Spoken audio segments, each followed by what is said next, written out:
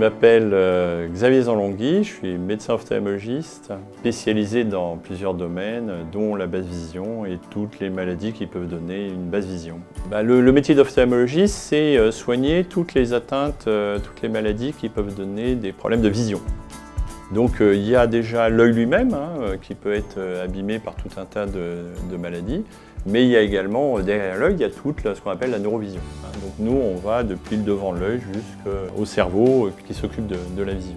Et donc on fait des mesures, des examens complémentaires pour voir s'il y a un problème, où se situe le problème et la gravité du problème. Et puis ensuite, on est dans un rôle de soignant. Est-ce qu'il y a une thérapeutique, un traitement de type médicaments, chirurgie, laser, voire même rééducation par exemple. En basse vision, il y a une définition internationale, c'est en dessous de 3/10. On voit 3 fois moins bien que quelqu'un qui n'a pas de problème de vision. Deuxième définition de la basse vision, soit vision centrale, soit vision sur le côté. Donc on peut avoir une bonne vision centrale mais un champ de vision réduit, regardez être dans un espèce de tunnel. Et là on peut avoir une basse vision tout simplement par atteinte de la vision sur le côté. La basse vision, on peut raisonner par tranche d'âge. Alors les moins de 20 ans qui ont une basse vision, ça veut dire que les 2 yeux sont atteints. Et il ne faut pas oublier que derrière l'œil, il y a un cerveau, donc il y a toutes les maladies qui peuvent toucher le cerveau, et en particulier le cerveau des yeux qui est derrière, ça peut donner une basse vision.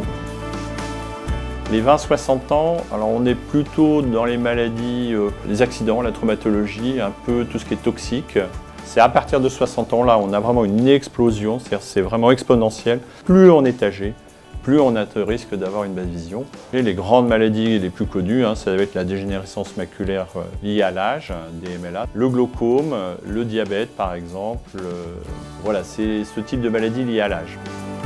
C'est pas juste s'arrêter à un diagnostic et à un traitement, c'est aller un petit peu plus loin, c'est-à-dire aller jusqu'à le médico-social au sens large, voilà, c'est vous renseigner et aider le patient dans la vie de tous les jours.